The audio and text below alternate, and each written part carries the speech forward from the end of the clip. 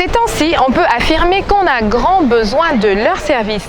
Mais dans les familles quinoises où plusieurs personnes savent s'improviser un profil et selon les besoins, appeler un coordonnateur de mariage, autrement dit un wedding planner, pour l'organisation de son mariage, c'est du gaspillage d'argent. Malgré les avis mitigés sur l'utilité de ce métier, Sabine Meya fait partie de ceux qui ont osé monter des entreprises de wedding planner. Aujourd'hui, elle nous invite dans son quotidien inédit, celui d'un wedding planner selon les mœurs et les réalités de Kinshasa. Si toi aussi tu veux partager ton expérience ou recevoir Tala l'entrepreneur dans ton activité, écris-le nous en commentaire.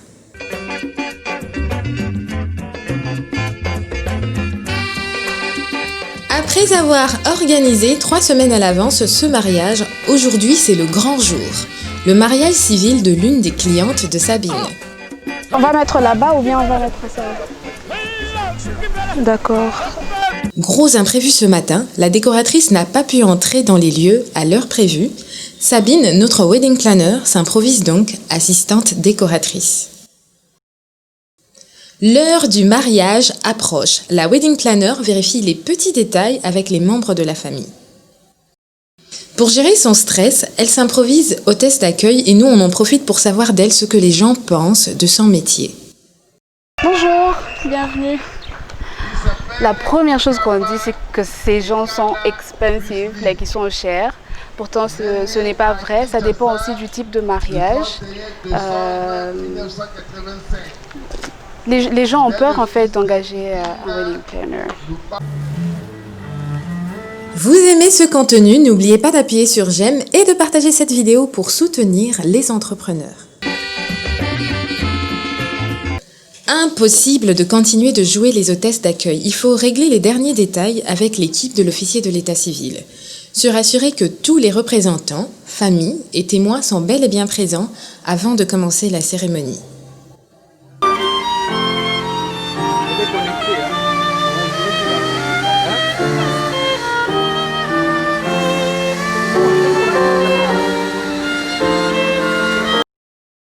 Le bourgmestre est arrivé pile à l'heure prévue pour commencer. Les mariés sont sur le point de faire leur entrée.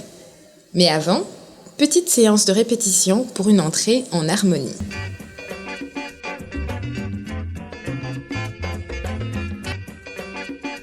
Cette photo va servir pour la page Instagram d'Azriela, car depuis un moment, notre entrepreneur a compris qu'il fallait exposer ses prestations pour attirer encore plus de clients. Mais il y en a aussi, c'est vrai, qui m'ont contacté via Instagram où j'étais surprise que certains me retrouvent sur YouTube. I was like, ok, ça m'a encouragée en fait à produire plus de contenu pour que les gens aussi me trouvent sur Instagram.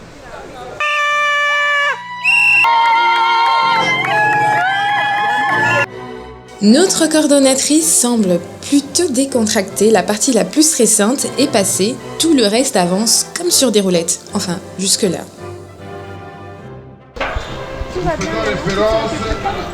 Oh oui, on peut dire que tout est fini. Le plus gros est fait, le bourgmestre était en retard et Dieu merci vient d'arriver et voilà, là on a débuté. Et on peut dire que c'est fini, hein, ils sont mariés. Je sens un peu plus calme. Absolument. La cérémonie de mariage se déroule bien, certes, mais il y a encore du boulot pour Sabine, car le contrat de cette fois-ci, c'est la coordination du jour J. Ça veut dire que les clients, les mariés ont déjà fait tous les préparatifs. Et donc, ils ont juste besoin d'un professionnel pour pouvoir coordonner le jour J. Comme un architecte, se rassurer que tout est bien fait, s'occuper des mariés eux-mêmes, s'occuper aussi des autres prestataires et voilà, se rassurer qu'on met tout en musique quoi, et que les choses se passent bien. Mais bon, pour le moment, j'ai décidé d'avoir juste des prix fixes et ça dépend maintenant des services choisis. Si c'est le full planning, ça veut dire que j'organise le tout de A à Z. Il y a un prix. Si c'est le partiel, dans le partiel en général, je vends mon carnet d'adresses. Et je vends mon carnet d'adresses, mais je ne fais pas les négociations avec les prestataires. mais ça contient aussi la coordination de jour J. Je ne savais pas que c'était un métier, c'est plus tard à l'université que j'ai découvert que c'était un métier. Et voulant me lancer dans l'entrepreneuriat, je voulais faire quelque chose qui me passionne, ce dans quoi je me retrouve très souvent. Voilà. Pour le moment, je vais vers les gens qui sont en train de se préparer. Hein. Je pense qu'avant qu'on en arrive au bouche à oreille, c'est une fois que je satisfais quelqu'un que j'ai approché, je pense que le prochain marché vient de là. Donc pour le moment, je vais vers les potentiels clients. Tout le temps où on était confinés, moi je n'ai pas eu d'événement. Il y en a qui ont annulé. Enfin, ils n'ont pas annulé leur mariage, mais ils ont annulé le contrat avec moi. Beaucoup de gens se sont retirés, d'autres ne contactaient presque plus. J'ai passé 6 mois de sécheresse.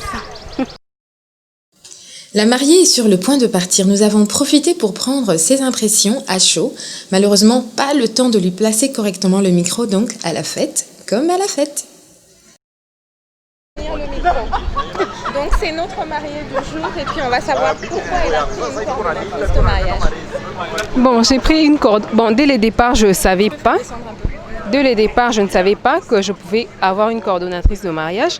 Donc je me disais que j'avais mes sœurs, j'avais mes cousines qui pouvaient bien être là pour moi, m'aider et tout, s'occuper de tout. Mais après, j'ai vu que mes sœurs aussi doivent fêter. Alors j'ai besoin d'un professionnel qui pourra être réellement là à assister au moindre détail. Alors voilà pourquoi j'ai pris Sabine qui a très bien joué son rôle, alors parfaitement bien. Jusque-là. Non, en tout cas, c'est pas ça. Déjà, j'étais à la maison, je me préparais, j'étais tellement calme. À savoir, il y avait les décoratrices qui étaient ici. Mes sœurs, en qui je me disais qu'elles pouvaient être là, elles étaient avec moi à la maison. Alors que Sabine était déjà sur place en train de tout régler. Alors j'étais calme et ça fait l'affaire. Félicitations. Merci. Comme je disais, ils ne sont pas nombreux ceux qui comprennent pourquoi est-ce qu'ils devraient engager quelqu'un pour faire quelque chose qu'ils devraient déjà faire ou qu'ils peuvent faire d'eux-mêmes. Et voilà. Les gens considèrent aussi que prendre un wedding planner, c'est jeter de l'argent par la fenêtre. J'ai eu quelqu'un dernièrement, il y a 2 jours. J'avais parlé d'abord avec sa tante, c'est elle qui veut organiser le mariage. Elle a préféré prendre un wedding planner. Alors quand elle m'a présenté au couple, le monsieur a dit non, cet argent, je trouve que c'est beaucoup, on peut mettre ça dans autre chose. And I was like, ok, vous savez pas que je peux vous faire gagner plus que ce que vous allez dépenser sur moi. C'est encore un grand travail à faire sur la conception sur comment les gens perçoivent ou comprennent le concept de wedding planning.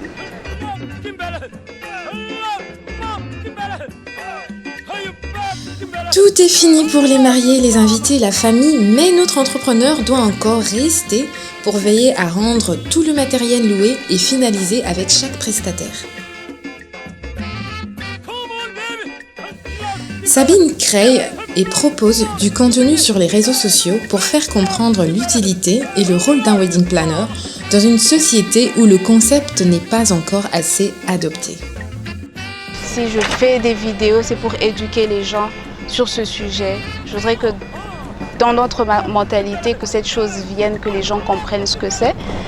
Et évidemment, comme tout entrepreneur, s'étendre, arriver à employer quelqu'un à temps plein, parce que pour le moment c'est partiel, mais arriver à employer 2-3 personnes à temps plein. Il y a des gens qui s'autoproclament wedding planner, mais ils ne le sont pas. Il y a des gens qui s'autoproclament aussi décorateurs par exemple, mais qui ne le sont pas. C'est pas parce qu'on a une housse aujourd'hui et qu'on sait draper une table qu'on devient décorateur, non. Mais c'est pas tout ça, ce sont des métiers créatifs. Et si tu n'es pas créatif, tu ne vas pas évoluer dedans. Est-ce que tu arrives à compter quand même une progression? Par exemple, ça fait combien d'années déjà que tu fais ça? Officiellement, c'est depuis 2016, ça veut dire 4 ans. 4 ans. Est-ce que tu arrives quand même à compter une forme de croissance ou de progression? Par exemple, en 2016, tu avais 2 mariages. En 2018, il y en a eu plus et en 2020 encore plus. Oui, Par contre, pour 2020, j'avais de l'espoir pour plus de mariages parce qu'avant, je le faisais, mais j'avais un boulot à côté. Je travaillais pour quelqu'un. Donc, je le faisais à temps partiel. Je ne pouvais pas prendre beaucoup d'événements. Mais j'ai décidé cette année de me lancer entièrement dans la Street Life Bride, ne faire qu'organiser les mariages. Et bon, Corona est venu. J'espère que je vais faire mieux l'année prochaine. Mais il y a une croissance, non seulement en termes de clientèle, mais aussi sur le plan personnel. Sur le plan personnel aussi, il y a de l'évolution. On apprend de chaque événement. Qu'est-ce qui vous manque ici en tant que wedding planner congolais? La confiance des Kinois. Et aussi, on va dire, tout ce qu'on a ici, en fait, on les loue la plupart des fois. Et puis, il n'y a pas une grande variété de choses.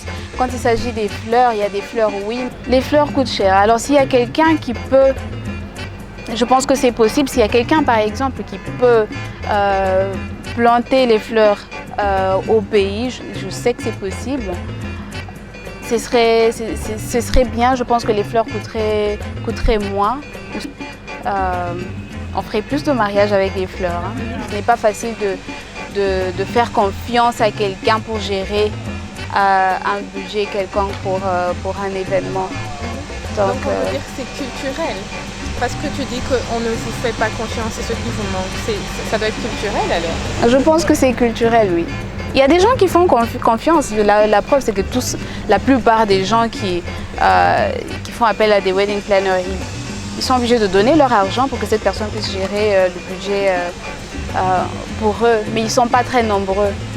Et la dernière question, est-ce que tu vis de ça, Sabine? Oui, difficilement pour le moment, mais je vis de ça. J'ai abandonné le métier que j'avais. Je travaillais pour quelqu'un, j'ai décidé d'arrêter ça pour me consacrer entièrement à l'entrepreneuriat dans le domaine de mariage.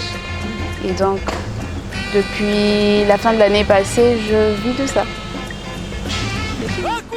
Cette page vous intéresse? Abonnez-vous pour faire partie de la communauté Tala l'entrepreneur.